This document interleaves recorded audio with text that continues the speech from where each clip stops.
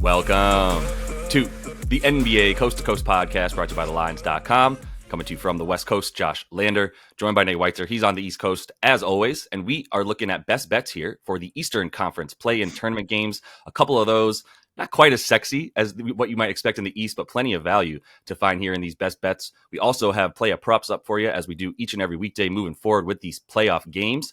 Also want you to head to thelines.com. Make sure that you are checking out everything we're putting up on the site there as we continue to roll along in these NBA playoffs. Nate, let's go ahead and get right into your first best bet for these matchups on Wednesday. Yeah, I mean, here come the zombie Heat, the Heat that we've tried to take multiple times to beat the Sixers to get in better position for this play-in game, but this is a classic Heat situation. I'm going to take the plus 4.5. Maybe you can get a plus 5 when it pops. But I just think this is a situation where everybody is penciling the 76ers in, expect them to handle the Heat. The Heat's offense is broken in crunch time, yada, yada. They can't get it together. And then what does Miami do? They do what you don't expect them to do and come out and give a real gutty performance, potentially win the game, probably just keep it close. Insanely low total here for two teams that have been playing great defense. We've talked about how Bam does play some of the best defense on Embiid with the aid of his teammates and some creative schemes. But last 10 meetings, Embiid's only 21 points per game, 47% field goals, and only 7 free throws per game, which is like 3 or 4 below what he averaged to round out the season. He's just a free throw machine. He's a minus 99 in those games. Jimmy has been exercising his revenge on the other side. Eating Tobias Harris's lunch. It is a tough matchup, though, for the Heat to guard Maxey and for Jimmy to maybe be the one to guard Maxey, which kind of exhausts his offense. Still, so I do like Maxey. I like the fact that you're leaning over here at just 206 because I think the Heat's team total is also particularly low, and you can get plus money for the Heat to score 103 even, and just be reasonably within this game here. Sixers, they have this eight game streak, and I mean, you can break down the defense based on the strength of schedule, but I mean, for their offense, they are scoring the 4th highest percentage of points off threes, 8th highest on fast break points. Miami, since the All-Star break, number 1 3-point defense, number 3 fast break defense, number 1 point paints, number 3 opponents' effective field goal percentage at the rim, and the number 1 field goal percentage went open. So the Heat Jedi mind trick that you're just not in your comfort zone against this team, right? I mean, that's what happens when you mix zone and man and you don't know where the contest is coming from. Like, guys just don't get that comfortable against this Heat team, and particularly Embiid has been a little bit off his game, not just roasting him like he does almost every other team. The Heat have covered him 14 of their last 17 on the road. The only failed covers basically in that spot are rested disadvantages, including the back-to-back against Philly. And they've played 42 clutch games this season. That's like top 3 in the NBA. Their offensive rating has been dreadful down the stretch. But with Hero back, it's at least up to 110 their last 6 games here. And they have plus 5 net in quarter 4. So I think, I like the fact that they have a creator other than Jimmy to get them something down the stretch. And just defensively, I think they will be able to do enough to muck this up and stay within 5 points. Seems right.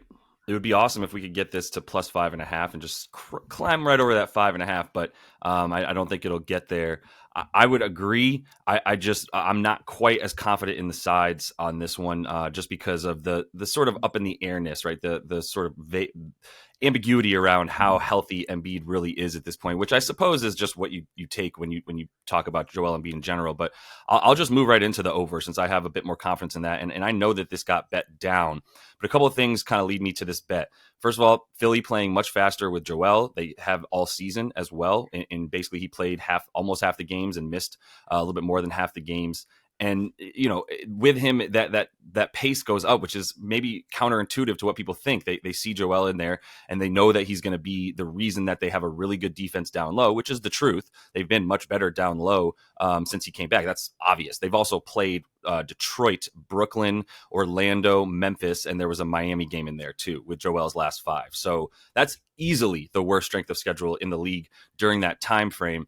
And the only team that's in top 15 in pace in those teams that I just mentioned they played in their last 5 is Detroit. and everybody else is in the bottom 10 actually, and I believe Memphis actually climbed into the top 20. So everybody besides Memphis bottom 10, Memphis is like 18th in pace over on the season. This is for the whole season too. So I think you look at the fact that they've gone over Philly has consistently against those slow teams and is playing at that 98 pace versus about a 95 pace that they play when Joel is off the floor. I think that part of that is they feel a lot more comfortable with their offense and really their defense in general when he's out there, and they can get it and go. They're going to get a lot more defensive rebounds and stuff like that. So there's some clear, like obvious reasons for that. The 121 points per game that they score with Joel on the floor, a lot more than they score without him. 90 the total that they play with there at the 95 pace, they end up getting about 112 points per game. They were a pretty clear under for a while, especially when the books were slow to realize that, like,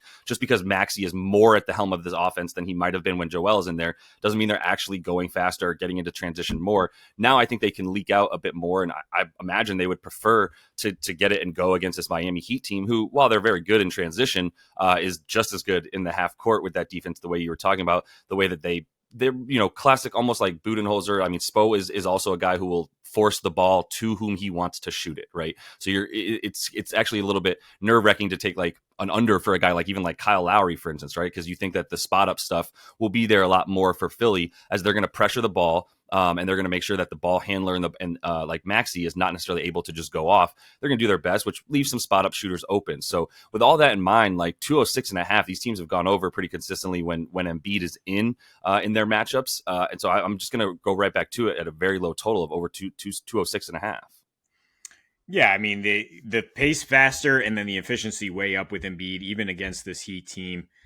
So yeah, you heard my thoughts on it. I think the Heat offense is being a little undervalued. I think they'll find a way with Jimmy leading the charge to score, to climb over 100 and be in this game. That's which what we is need. exactly what we need. So let's take the Bulls here, -3. Maybe you can get -2.5. Maybe pay up for it, but I don't know about this Hawks team even like giving a fair fight, a full fight down the stretch, right? I mean, giving up 157 in your season finale, giving up 80 paint points and 53% shooting to a Pacers team that just having a good time. But they've now lost 6 straight, 3 with Trey back, right? There's just no positivity to take from this. Like, the writing is on the wall. They played really well without him. DJ and Trey don't fit. Somebody's getting traded. Not going to have Jalen Johnson or Kongwu here. And they're 9-17 without Jalen on the year, -3 net rating. Pre-All-Star break, weren't they the worst covering team in the league, and then became one of the best ones with DJ at the helm, and they're kind of right back to that. Now, in these last 6, their crunch time offense, fourth quarter, 86 offensive rating. That is worst in the NBA. -25 net. Very low assist rate as well. And then you factor in the matchup where Alex Caruso is now on Trae Young. I can't take Trae to just suddenly light it up like he's playoff Trae again. I mean, he played limited minutes and is still going to be a little bit rusty here with only 3 games under his belt. But even if he was at full strength, like, AC's held him to 22.5 points, 37-26% splits. His last 4 at Chicago, I think 2 of those with AC. He shot 17% from deep, had 6 turnovers per game, and just an abysmal offensive rating as well. DJM this season, 17 points a game, 92.7 offensive rating against these Bulls, who have been playing in the clutch since the All-Star break, winning all of these clutch games, 10-3. That is number 1 in the NBA with the best defensive rating, 92.5. So there's maybe an opportunity to take take a live under here if it is a little more free flowing, and say this fourth quarter is really going to tighten up. The Bulls are probably going to lock up the Hawks' 2 main weapons here. If the Bulls somehow get down, I will still take them to come back in the fourth and win this, with DeMar DeRozan leading the charge, who has a 129 offensive rating in these clutch games, versus, once again, I mean, even pre-All-Star break, Trey had a 105 offensive rating in the clutch and 127 on defense. So that is a big reason why the Hawks were not able to win these close games or cover, even when they had a lead late. Yeah. It's tough for me to see anything but the Bulls. I mean, the Hawks we'll kind of Miami, we'll pull a little bit of a Miami Heat at times, like what they did in last year's play-in tournament, and win a game that you don't think that they can win. At the same time, yeah, it's a team that's reeling. I don't. I do feel good about the -3. I told you that I'm with you on that. But I actually did. Once we get into these playoff times, and sometimes you've got to find a little bit more creativity with your bets when you can find them. And I'm just really going to sort of cheat the system here and just go with a player prop in our fourth one. I think the Bulls cover here is a little bit, it's correlated to their offense being a bit better, or at least their shots going in a bit more, their effective field goal percentage being a little bit better. And really, I'm going to go with under 12.5 rebounds for Clint Capella. Let me make sure I get the bet in there. 12.5 is a lot, and I think it's a little bit. It's projected incorrectly by these books based on no Jalen Johnson, no Onyeka Okongwu. You're still going to get 20 to 21 minutes from Bruno Fernandez as well. So you can expect like Capella to still have his 26 to 28 minute amount of time that he's been playing, that you expect him to play. That's what he's averaged against his Bulls team over the course of the last like 5-6 times that they've played. And in against Chicago this season, they've been a really good rebounding team, especially limiting centers, right? And on the over the last 10 games, especially, they've actually been the third best rebounding team in terms of limiting rebounds to the opponent. They've been limiting centers to the third fewest over their last 7 games during that stretch. And on the season as well, they've been a top 8th best at limiting centers rebounds overall. A big part of that, I mean, Vooch is Vooch. Like he is not a bad rebounder by any means. Like he's a above average rebounder for a center.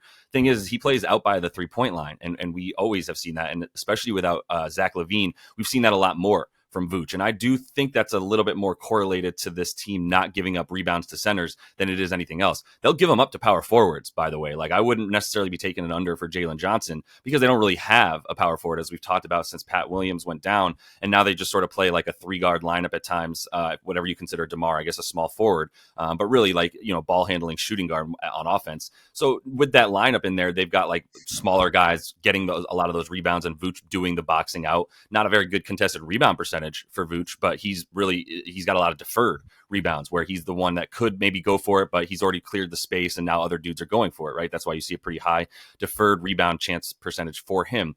For Capella, I mean, look, like 17 rebounds over his last 17 rebound chances over his last 10 games, and none of those with Onyeka and a few of those with Jalen Johnson, but not a lot of them. Like he's missed like a more than half of those games. So it's still a similar context to what we're going to see today, where he's averaging 11 boards in that time. He's really not going over that consistently at this point in this situation. And I mean, I don't know that I can't really gauge the pace in this one. Like I actually kind of lean over a little bit more, but I just take that to mean like Capella will be out of position pretty often for getting these rebounds on defense specifically. And then Chicago has done a good job of limiting offensive rebounds to the opponent as well. Still in the top 12 there in terms of limiting offensive rebound percentage to the opponent. And that's a huge part of Capella's game, is that second chance and those offensive boards. And that's all his job is on offense, is to go for, crash the boards after probably rolling off of a tray screen. But the other thing is, like, if he is the roll man on offense, now he's the dude that's either like going to the rim to get the alley-oop from Trey, which is a lot more often when Trey is in there, right? There is a little bit of a correlation to like slightly fewer rebounds when Trey's in there because he is receiving that pass a bit more rather than just running down and trying to get an offensive rebound off of whatever action Trey does off of that pick and roll. And the Bulls are really good at limiting the roll man as well. So if you want to go under on the points, I could see that. I mean, the points and the rebounds are often correlated for Capella, in that like he's going to get like at least 10 if he's getting like 13 points, because he's probably got about 4 to 6 second chance points on there, or just like tip-ins, that kind of stuff. So I don't think that'll be there nearly as much for him. I think this Bulls offense will have a lot more success getting the ball in the net, and then limiting him on the offense when they're on defense and Capella's on offense in terms of his offensive rebounds. Yeah, I would say we can add the points too. I mean, his numbers are actually slightly down with Trae Young playing this year, which has not been the case in past seasons, where it's like, oh, he's completely dependent on him for that dive roll game. I mean, yeah, and it hasn't worked in the playoffs for him either. I'm looking at his road splits with the Hawks in the playoffs: 8 points and 10 rebounds per game in nearly 30 minutes, which you kind of projected lower than that. He's only playing about 26 minutes this year, even with or without Trey. So yeah, his role has not been consistent where he's going to be like a guy that gets you 15 of either. So to get 26 points and rebounds, definitely seems like a safe under. Yep, 100%. So that is all the time we have for you guys in the best bets video here. Also got player props up for these Eastern Conference playing games. So make sure you are subscribed to that page. Continue to follow along. And until we see you next, happy betting.